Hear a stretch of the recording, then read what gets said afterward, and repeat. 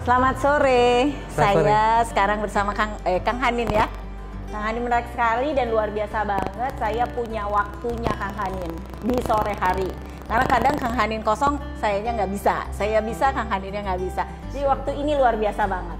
Tapi Kang Hanin mending memperkenalkan dulu siapa Kang Hanin supaya para pemirsa tahu siapa sih beliau, orang Bandung, siapa yang nggak kenal sama Kang Hanin, ya kan? Tetapi pasti pemirsa di luar Bandung pengen tahu dong. Silakan Kang. Saya biasa dipanggil Kang Hanin.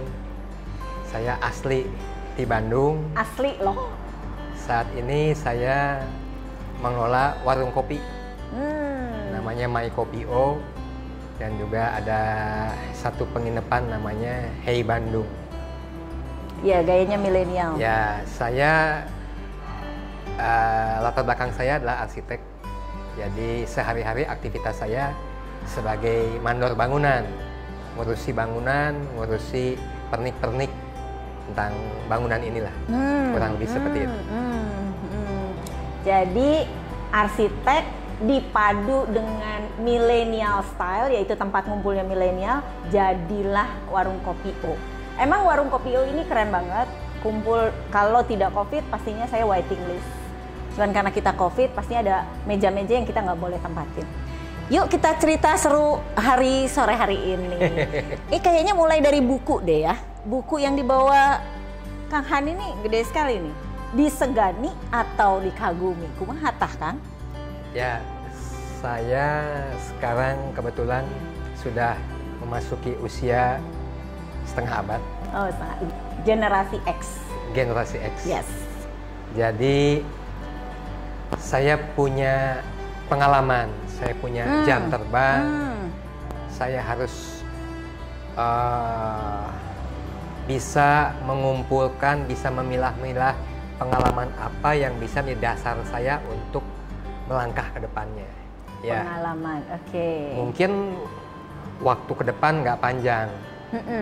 Dan saya pernah berpikir bahwa yang namanya biografi itu adalah sesuatu yang memang sangat mahal, sangat sulit dikerjakan.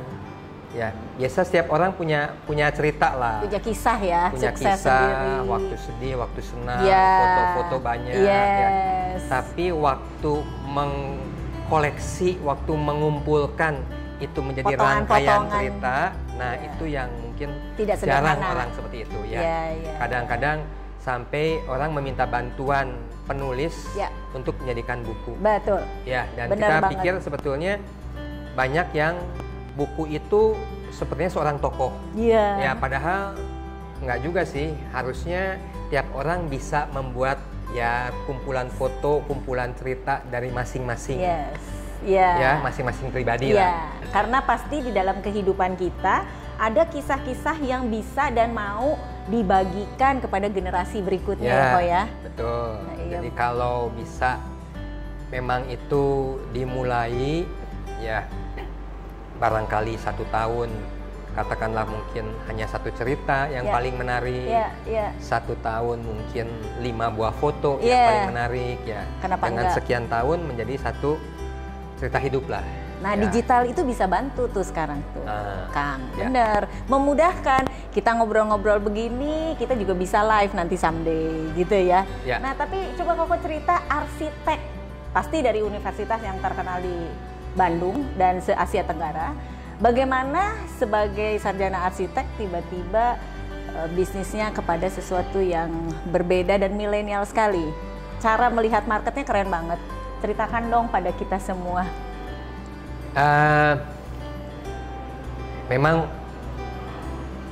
senangnya saya menyangkut hal seni. Yes. Ya. Kelihatan. Saya dari waktu sekolah mempunyai mungkin kelebihan atau diberi talenta di tangan. Dan juga mata. Itu. Maka terlihat ada ini ya. Ketika saya bekerja, saya berpikir bahwa tangan saya cuma 2. Gitu ya. Kalau saya bisa mengurusi atau memanage tangan-tangan banyak orang, mungkin saya bisa lebih besar. Keren banget. Nah, setelah itu saya ambil S2 di bisnis. Oke. Nah, setelah itu saya mulai berpikir bagaimana mengurusi satu perusahaan, ya. Jadi bagaimana dagang lah, ya. Saya mungkin lebih senang dibilang pedagang daripada dibilang pengusaha lah. Pengusaha, yes. Ya, jadi ketika saya bekerja sudah di level manajemen, ya walaupun hati kecil saya masih tetap dengan hal seni, dengan hal arsitek, ya. Nah, saya selalu berusaha untuk mencari keunikan atau saya mempelajari apa yang market butuhkan. Itu yang dinamakan value proposition, ya. Itu yang dinamakan diferensiasi. Ya. Silakan. Jadi menarik ya, Koko. Bukannya maunya saya, bukan. Tetapi customer punya mau. Saya mengamati bahwa di jalan ini itu banyak kafe sebelah sana. Di jalan ini banyak distro. Sebelah sini. Benar, distro anak muda. Distro anak muda. Semua anak muda pasti tahu. Saya harus mengkombinasikan antara tempat makan dengan anak-anak muda. Oke. Nah, jadi sekarang di sini banyak orang kantoran. Saya bilang lidah saya ini lidah lokal. Soto. Soto. Gado-gado. Nasi goreng. Kopi. Teh. Jadi saya waktu itu memang mencari makanan keseharian.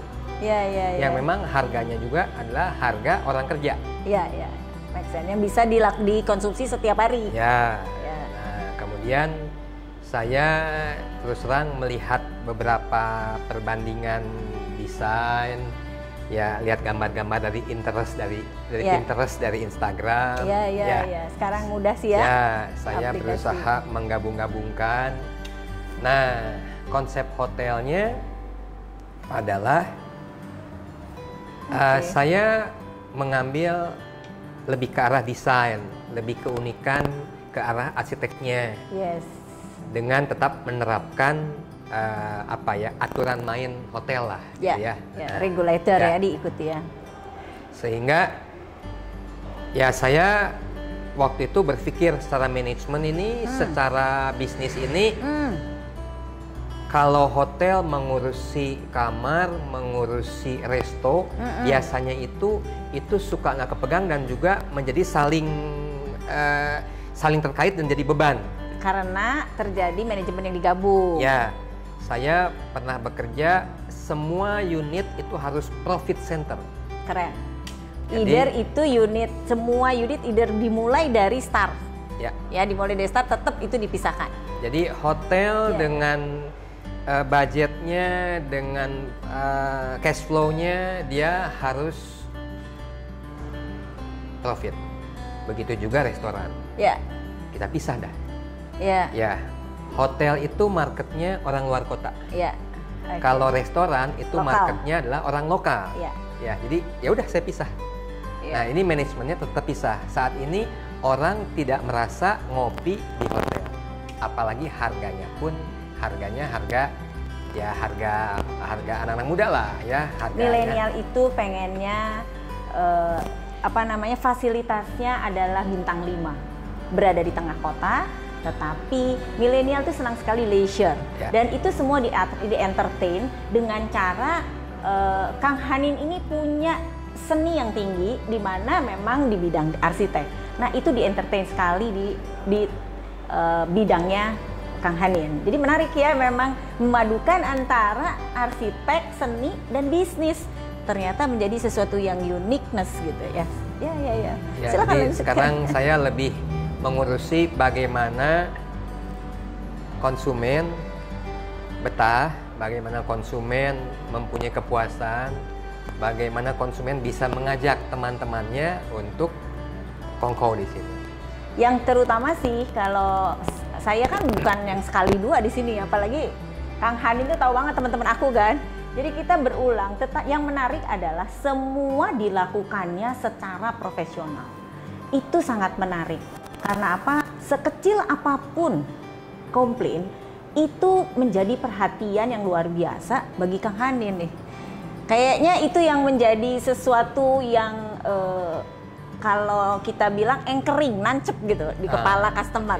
Nah itu adalah menjadi kenapa bisa demikian profesional dibuatnya. Apakah tim manajemennya Kang Hanin ini dibangunnya dengan cara bagaimana supaya para pemirsa juga bisa mendapatkan tips and trick sehingga membuat setiap perilaku dari karyawannya Kang Hanin ini anchoring di customer. Bahkan mereka sudah komplain balik lagi gitu kan, itu satu yang apa ya, istimewa. Biasanya kan kalau kita komplain ya, kita pasti akan, apalagi sekarang era digital, kita akan mesti komplainnya menjadi bukan hanya kepada satu orang, tetapi kepada follower kita kepada follower yang lain. Itu yang namanya menjadi viral ya kalau era sekarang.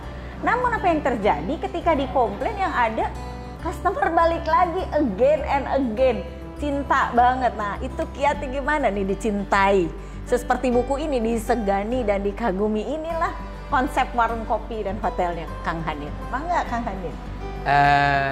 Saya ada satu mungkin yang saya pegang, satu pola saya berpikir yang saya pegang, bahwa saya harus belajar memposisikan kalau saya sebagai konsumen.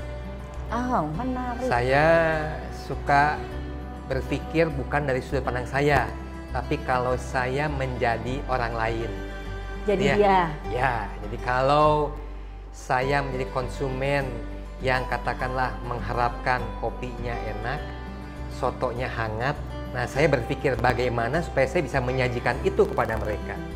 Kalau tadi misalnya bagaimana menghandle komplain, bukan melihat dari sisi saya membela diri, tapi saya memposisikan kalau saya sebagai dia. Ternyata bincang-bincang sama Kang Hanin membuat saya harus menghirup kopi yang sudah dihidangkan. Rasanya memang berdasarkan kopi yang sesungguhnya ditambah dengan cinta. Tadi dikatakan bahwa Kang Hanin bilang dalam mengelola usahanya adalah menempatkan dirinya bagaimana kalau saya jadi customer. Ketika makan gelap, itu kebayang nggak sih ketika customernya datang lagi ngopi, ternyata gelap, maka otomatis siapapun yang ada di dalam stakeholder organisasinya akan menyalakan lampu. Jadi memang rumah kedua itu luar biasa sekali, itu unique value proposition-nya. Cuma waktu saya kerja, saya sungguh-sungguh, saya dengan niat, dengan hati yang paling dalam, dan saya ingin konsumen saya happy, saya ingin konsumen saya puas. Jadi sebagai contoh, kalau misalnya ada orang tua yang suka, orang tua biasanya sih senangnya makan yang kuah-kuah. Nah, saya wanti-wanti ke dapur, sotonya yang panas, kuahnya yang panas, ya sambalnya dipisah. Karena itu perilaku orang tua biasanya seperti itu. Nah, jadi saya berusaha juga menempatkan kalau saya sebagai orang tua, saya harus memberikan sesuatu yang paling baik untuk mereka.